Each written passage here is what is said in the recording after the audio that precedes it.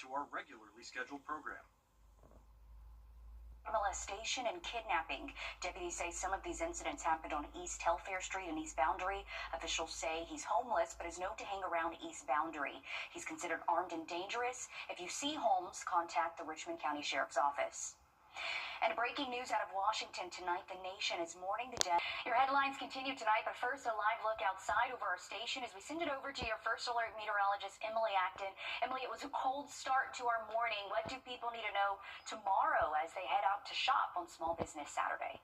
Well, it's going to be another cold start for us for your Saturday morning. We're seeing a little bit of cloud cover right now, but that's going to kind of clear up a little bit for our overnight hours, helping us cool off into those middle 20s, right around that 26-degree mark for your wake-up temperature. So again, if you do have any early morning shopping plans, make sure that you bundle up. It is going to be a chilly start, but we'll see plenty of sunshine, a little bit of cloud cover mixed in for your afternoon, warming up into those upper 40s by 11 a.m., topping off in the 50s for us for your afternoon. So very seasonal, maybe even a little bit below average for this time of year. I'll have a look, though, at what we can expect for the rest of your weekend and into next week. We've got some rain chances to talk about coming up. Thanks, Emily. Black Friday is coming to an end. Meanwhile, deals are heating up for Small Business Saturday. Consumers are encouraged to shop small during the busy holiday season. Your Kaylee Nash dropped by local businesses in Aiken as they prepped for tomorrow's rush. From rustic Western finds to toys and even a two-in-one boutique, local businesses are ready for you to come through their doors. The holiday season in retail is always the busiest time of the year, and this is kind of the kickoff for that. If you're starting your holiday shopping, business owners say there's more at stake than just finding the perfect gift. We were able to build some rapport and a connection on a personal level. If you go to a bigger corporation-owned store, you're probably not going to meet the owners while you're in there. So you can put a face and a name with the store itself. When you're shopping small, you're shopping with the people that play soccer with your kids or next to you at the grocery store. We have so many people who have shopped with us for so long that when they come in, I know their grandchildren's age, their size, what they fit into, what they already have, so I know they're not duplicating things. So I think that's so important. Even while competing with big box stores, they say their resources may be limited, but their products are one of a kind. You are guaranteed that you are getting unique products. You're not going to get products that you can find in big corporate stores. They're going to be quality. They're going to be hand selected. So it really is just a much better, different shopping experience. But whether you've been open for 3 years like Tumbleweed Western Outfitter or over 30 like Pitter Patter and Caroline's, it's the connection, tradition, and community support that matters most. Everyone looking out for everyone and everyone supporting everyone. Whether that's a small business or a neighbor whose tree fell across their driveway and needs some help clearing it up, I think people supporting the people around them is important in whatever fashion that takes. In Augusta, Kaylee Nash, on your side. And we appreciate our local businesses. Thanks, Kaylee, for that. And you can support local artisans and crafters at the annual Christmas Crafts at the Farmers Market in Aiken tomorrow. It'll be from 7:30 to 2:30 at the Aiken County Farmers Market. And while you're out doing some shopping Saturday, don't forget about the 3rd annual Tinseltown Forest in downtown North Augusta. This is video of last year's event. There will be live music, local food and craft vendors, family-friendly activities, and a visit from Santa. You'll also have the chance to snag a Christmas tree if you don't already have one. This will be from 10 to 5 on Georgia Avenue, and it's free to attend. Over in downtown Augusta, small businesses are gearing up for tomorrow as well. We stopped by a few stores on Broad Street to see what you can expect. Freshwater Curated Goods offer handcrafted accessories and gifts. The owners tell us Small Business Saturday is the biggest shopping day of the year for them. The last few years, I feel like people have really shown up for Small Business Saturday. Downtown's a perfect place to do that, just because there are so many small businesses and no chains really down here. So I always feel like it's a nice, busy day for everyone and their families that are in town. It's fun. There's always events going on and things to do. There will also be a pop-up jewelry vendor on site. Freshwater Curated Goods is at a different and larger location this year. You'll find it at 1243 Broad Street near Firestone Tire Shop. Next, we stop by the Augusta Candle Company. It's Augusta's only shop where you can create and pour a candle that is all your own. In addition to candles, they also sell lotions, wax melts, bath salts, and more. We spoke to an employee there who tells us they're ready to take on the crowds.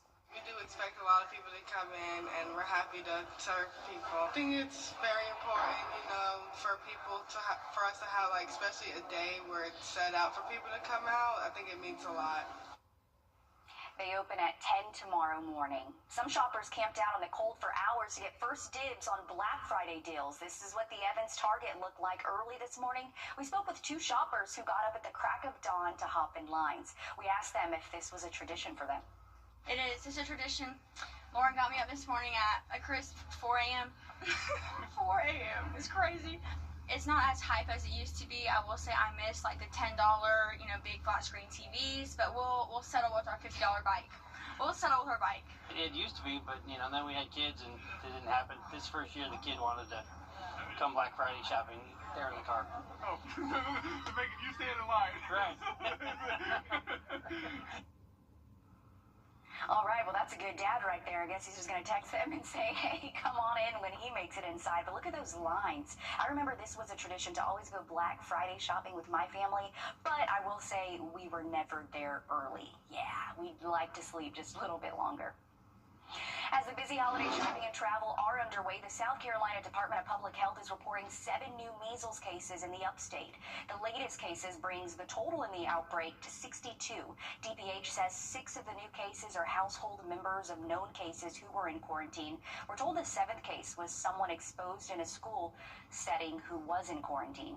DPH says if you went to the Costco on Blackstone Road in Spartanburg or its Tire Center on November 18th, to be aware of measles symptoms and contact a health provider if you become sick.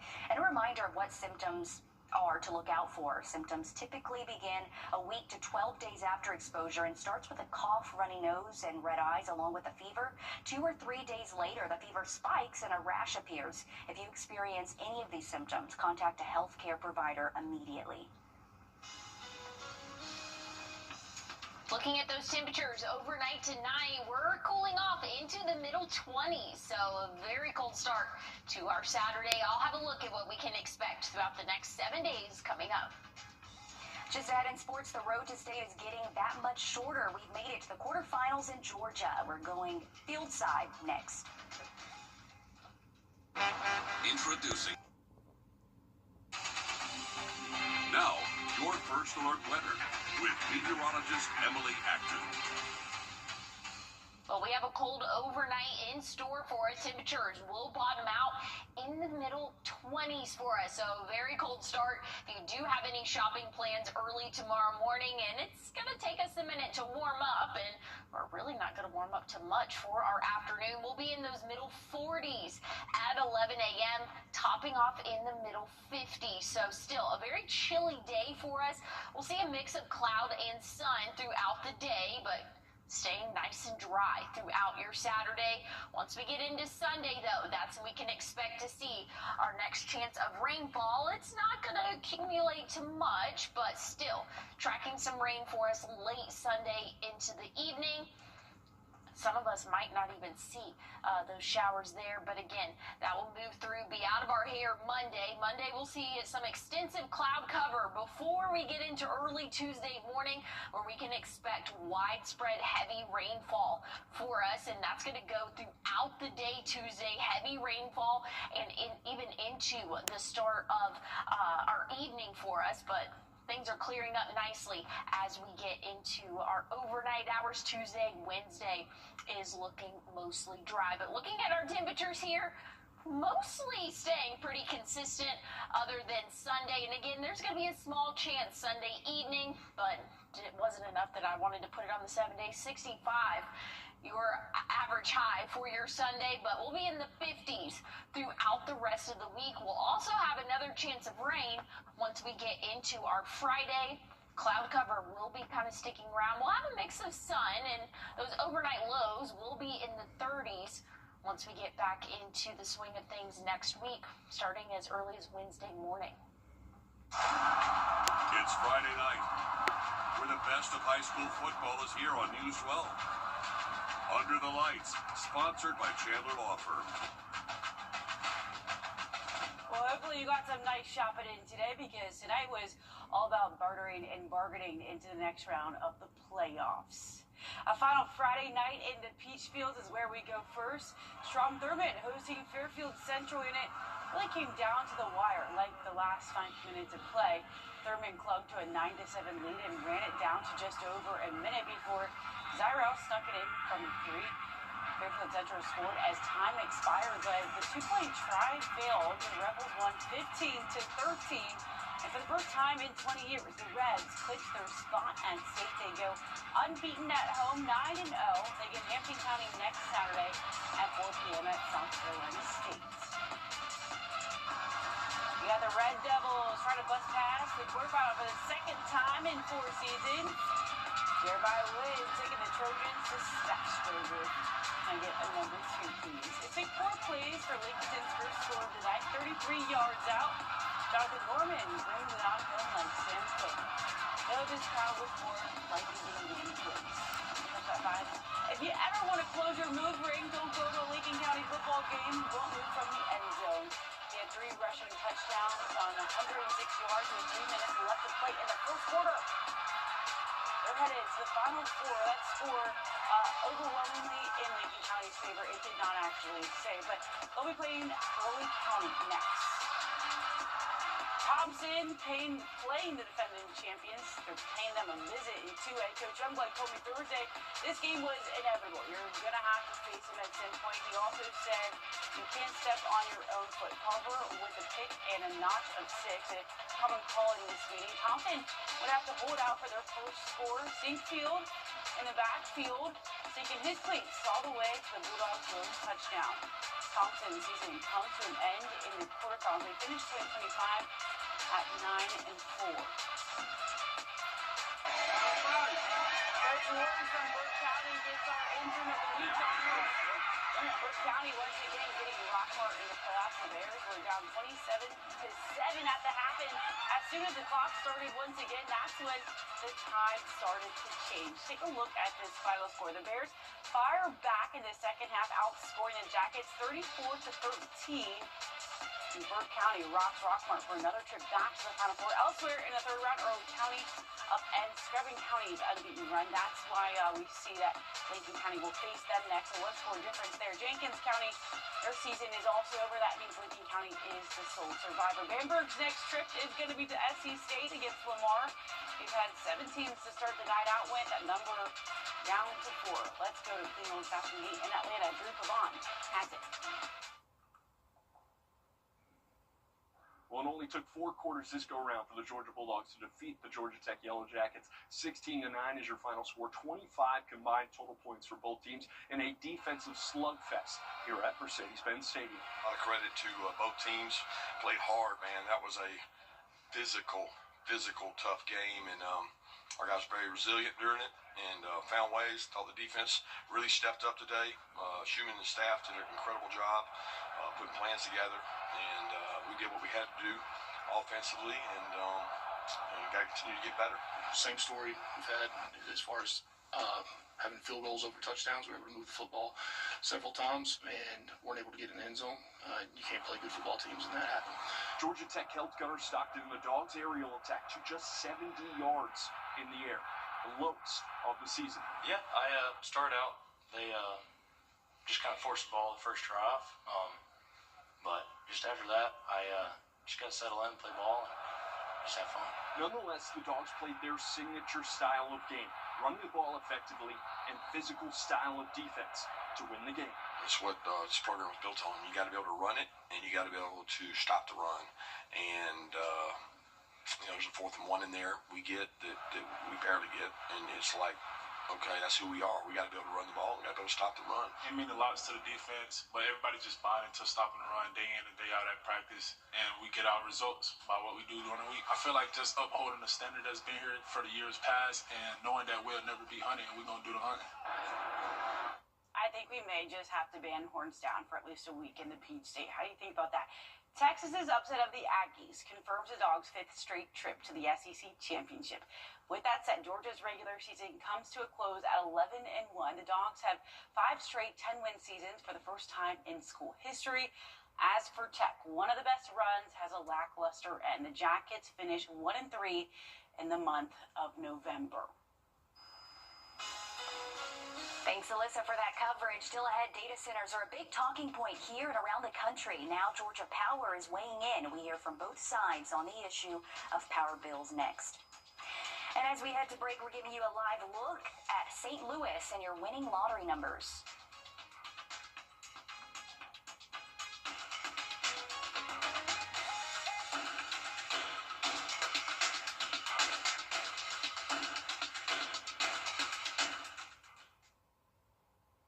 Closed captioning is brought to you by Huggins Peel. I was hit by a drunk. One enduring, unbroken circle, according to the Opry. Data centers are a controversial topic for many here in the CSRA and the nation. One of the biggest concerns is how much your power bill could increase. And now Georgia Power says that's not something you would need to worry about. Patrick Quinn has more. What is at stake here is generations of Georgians that will possibly be paying for this added infrastructure in the future that may never even be needed. Cindy Hutchings moved out of her Fayette County home when a data center moved into their neighborhood. As Georgia draws more data centers, the longstanding concern of who's paying for their power amplified when this month state advisors to the Georgia Public Service Commission cautioned the state that approving Georgia Power's 10,000 megawatt proposal to boost data centers could cost Georgia Power customers an additional $20 per month at least. It's going to be the citizens, Georgia citizens, who are paying for it. And that's not fair. But overnight, Georgia Power on the defense said this is flatly incorrect, adding approving this energy boost will not change customers' rates, and data centers would cover the incremental cost to serve them. And Georgia Power officials went a step further, saying rejecting this energy boost would, quote, stifle economic development growth in Georgia. But state advisors cautioned giving the utility company too much power. For context, 10,000 megawatts could energize roughly 9 million homes. In documents acquired by Atlanta News First, these advisors testified that the 5-member Public Service Commission should reject Georgia Power's proposal and instead grant 3,100 megawatts, with another 4,200 with conditions. Georgia Power countered, saying they need the full energy boost. They have 73 data centers online now, and already they have under contract data centers requiring 7,900 megawatts. For Marquis Solomon, who's urging the commission to reject this proposal, he wants the state to value Georgia people over Georgia Power. If we look at history, the buck is always passed down to the public. The citizen always ends up paying. A data center could be on its way to the CSRA. This is where a potential data center could be going at Appling. We've been following this story for a while now, and the community has shown up to public forums and hearings to make their concerns heard to commissioners. So far, nothing is finalized, but commissioners have passed the first reading to create a special zoning district for data centers. Still ahead, scammers are on the prowl for the holiday shopping season. What red flags to watch out for while shopping online? Are on the prowl for the holiday shopping season. What red flags to watch out for while shopping online? As my go-to guy, can you fix my smartphone? Yes. Car batteries? Yeah. What about golf cart batteries? Of course. Battery for my teapot? Absolutely. My boat? Huge variety. Toy boat? Sure. Motorcycles? You bet. My apartment building? Whole building. Do you have batteries for my party lights? Yeah. Batteries Plus, the experts in charge. Hi, I'm Gunnar Stockton. For a winning drive, it's got to be a Gerald Jones. Black Friday savings start right now at Gerald Jones Lincoln. Lease a new 2025 Lincoln Corsair for just $369 a month for 36 months. Or get 0 down and 0% financing on new 2025 Corsairs, Nautiluses, and Aviators in stock. Driving to the end zone with Gerald Jones Lincoln. Score a great deal at GeraldJonesLincoln.com. This season is about moments. Moments that shine. Moments that stay with us forever. At Windsor Fine Jewelers, every piece of jewelry is a promise, a celebration, a memory waiting to happen. This holiday, give a gift that tells your story. Give brilliantly, celebrate beautifully. Windsor Fine Jewelers. You got batteries for my side-by-side? Yes. Replace my flashlight? Sure thing. What about my business? Oh, good one. 100% batteries for my fleet of trucks. Yeah, floor scrubbers? Yes, and fire panels. We have pallets of batteries. Well, what about... As your go-to guy, if it needs a battery, we have it. Well, that's all you had to say. Could live with that. Batteries Plus, the experts in charge. First Alert Radar, powered by Jim Hudson Automotive Group. A safety alert tonight as Black Friday deals come to an end and the countdown until Cyber Monday begins. Millions are hunting for online bargains and scammers are hunting too. They're using slick social media ads to lure shoppers. Evan Moon reveals the red flags to watch out for as you scroll through deals. Before you click that add to cart button, take a second look. Experts warn scammers love Black Friday just as much as shoppers do. From fake QR codes, gift cards, and phony emails to sketchy social media ads. I buy things from Instagram all the time and TikTok. I feel like they know me so well. Cybersecurity experts say it's peak season for fraud. That's the whole point. Limited time only. Gotta do it now before it sells out, whatever it is. So that whole sense of urgency is something that bad guys love. According to Adobe Analytics, 2025 is expected to be the first full year mobile devices make up most of online spending. 56% of sales this holiday season will be from a phone, upwards of $140 billion. Lisa Plagmeyer with the National Cybersecurity Alliance warns social media shopping isn't always safe. You could have fake influencer videos and things like that because it only takes a few seconds to create a deep fake of somebody. And the problem now is that AI has just made them all look perfect. This girl behind me, she's not real. You can't rely on your eyes and ears anymore. Plagmeyer says always trace ads back to a reputable retailer. And even with big name brands, the Better Business Bureau urges shoppers to read all the fine print. Make sure you're checking shipping dates, return policies, if the item's out of stock, when it'll be restocked. Just doing general things before you make that purchase will help you to make sure that you get the item before the holidays. Experts recommend using a credit card for purchases so you're better protected from fraud and keeping track of purchases made on your card. Evan Moon, CBS News, New York. If you come across a scam, you should report it to the BBB. There's a giveaway happening tomorrow for people in need of clothing and other essential items. It'll be at 3023 Tobacco Road in Hepzibah in the plaza across from Citgo. Organizers are giving away clothes, shoes, hygiene, and baby items. The giveaway starts at 2. It's being hosted by the South Carolina chapter of Protect Our Stolen Treasures and Huff First Class Tax. Local Christmas tree lightings will kick off next week, and they're free. The city of North Augusta will hold theirs on December 2nd from 5 to 8. It'll be at Calhoun Park. Columbia County's will be on December 4th from 4 to 9 at Evans Town Center Park. Aiken's will be December 4th as well from 6 to 7 on Newberry Street. And Augusta's will be December 6th from 4 to 6 at the Augusta Common. The Christmas parade will be earlier that day at 1 o'clock. Well, it's already starting to feel like Christmas. A very cold start to our morning tomorrow. Your what to wear forecast. Just have the biggest coat you have in your closet for the start of the day. We'll be well below freezing. I'll have a final look at your 7-day forecast coming up. Time and Tip, brought to you by your First Alert weather team. I've had an opportunity. It's bow time. That's all our time for News 12 at 11. Thanks for watching. We hope you have a safe night. Tune in tomorrow.